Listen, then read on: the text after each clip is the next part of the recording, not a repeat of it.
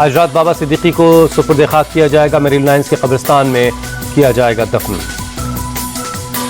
अंतिम संस्कार से पहले शाम 7 बजे होगी नमाज जनाजा। रात 8:30 बजे होगा सुपुर्द खाक।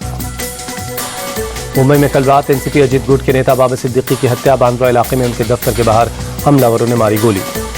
रात 9:30 बजे करीब हुई वारदात। बाबा सिद्दीकी की मौत पर 3 शूटर्स ने 2 पिस्टल से 3 राउंड फायर किए।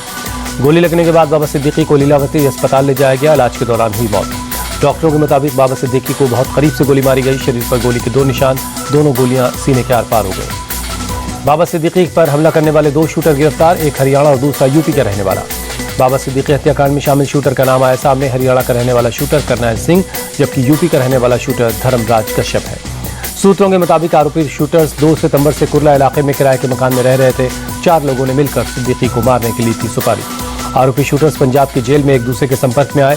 तीनों शूटर्स बिश्नोई गैंग के एक सदस्य से मिले जो पहले से ही जेल में बंद था। तीसरे शूटर को पकड़ने में जुटी है मुंबई पुलिस। क्राइम ब्रांच के 3 टीमें दिल्ली, हरियाणा और उज्जैन भेजी गई हैं। बाबा सिद्दीकी की हत्या 9.9 mm की पिस्टल से की गई। पुलिस ने पिस्टल सीज कर ली है। बाबा सिद्दीकी ने 15 दिन पहले बताया था अपनी जान को खतरा। इस बारे में उप मुख्यमंत्री अजित पवार को खबर दी गई थी। सरकार ने दी थी वाइल्ड लेवल की सुरक्षा। पुलिस कस्टडी में बाबा सिद्दीकी के शूटर ने लॉरेंस बिश्नोई गैंग से जुड़े होने का दावा किया। केंद्रीय एजेंसीज और पुलिस कर रही है दावे की पुष्टि। शूट आउट के लंबे समय से प्लानिंग कर रहे थे शूटर। 25 से 30 दिनों से कर रहे थे बाबा सिद्दीकी की रेकी। सलमान के दोस्तों को बना अपना दुश्मन बता चुका है लॉरेंस बिश्नोई। बाबा सिद्दीकी हत्याकांड पर महाराष्ट्र के सीएम शिंदे का बयान। कहा दोषियों के खिलाफ कड़ी कार्रवाई होगी। सीएम शिंदे बोले तीसरे आरोपी को भी पुलिस जल्द पकड़ेगी। कानून व्यवस्था हाथ में लेने वाले बख्शे नहीं जाएंगे। बाबा सिद्दीकी के परिवार से मिलने सीएम एकनाथ शिंदे पहुंचे अस्पताल। डिप्टी सीएम देवेंद्र फडणवीस और अजित पवार ने भी जाकर हालचाल लिया। अभिनेता सलमान खान देर रात पहुंचे अस्पताल। बाबा सिद्दीकी के परिवार वालों से मिले। अभिनेता संजय दत्त भी पहुंचे अस्पताल। बाबा सिद्दीकी के घर वालों को ढारस बंधाया।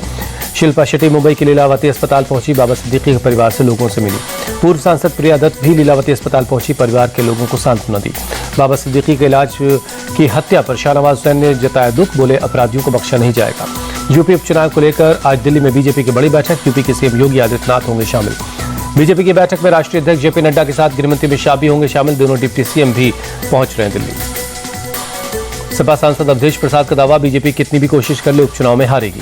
गठबंधन में कोई नाराजगी नहीं, कांग्रेस हमारे साथ है। सपा सांसद अवधेश प्रसाद का बयान। यूपी उपचुनाव को लेकर बीजेपी तैयार। मंत्री जयवीर सिंह ने कहा कमल को वोट देगी जनता। राम राज्य की अवधारणा पर दिल्ली सरकार चल रही है। अरविंद केजरीवाल बोले हम लोगों की जरूरतों को पूरा कर रहे हैं। कांग्रेस अध्यक्ष मल्लिकार्जुन खड़गे ने बीजेपी को बताया आतंकवादियों की पार्टी। कहा हमेशा लिंचिंग में शामिल रहती है। दशहरा रैली में उद्धव ठाकरे का बीजेपी पर निशाना। कौरवों की पार्टी बताया। कहा ये किसी दूसरी पार्टी को नहीं देखना चाहते।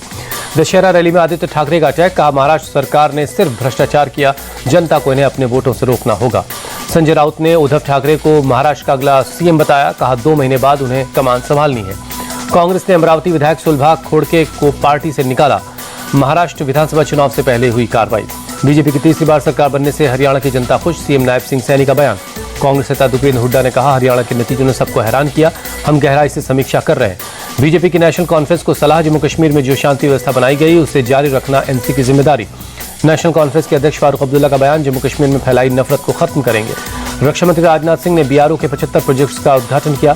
11 राज्यों में 2236 करोड़ की लागत से बनकर हुए हैं तैयार। राजनाथ सिंह ने बीआरओ को बधाई दी। कहा कांग्रेस ने सड़कों के विकास पर ध्यान नहीं दिया। गोरखपुर में सीएम योगी ने लगाया जनता दरबार। एक एक कर लोगों की समस्याएं सुनी। रावण दहन से पहले राष्ट्रपति और पीएम ने राम लक्ष्मण का तिलक किया। आरती उतारी, फूलों की बारिश भी हुई। लाल किले के नवश्री धार्मिक लीला समिति के कार्यक्रम में पहुंचे सोनिया और राहुल गांधी। रावण का पुतला दहन हुआ।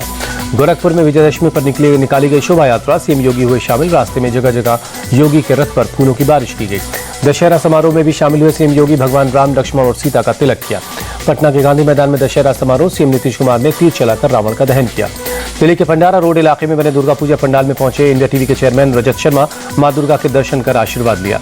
इस बार सस्टेनेबल डेवलपमेंट गोल्स की थीम पर सजा है भंडारा रोड का पूजा पंडाल। कलाकारों ने आरजीकर अस्पताल की घटना को भी दर्शाया है। दिल्ली के लव कुश रामलीला कमेटी के विजयदशमी समारोह में शामिल हुए रोहित शेट्टी, अजय देवगन और करीना कपूर खान। रावण का पुतला दहन किया गया।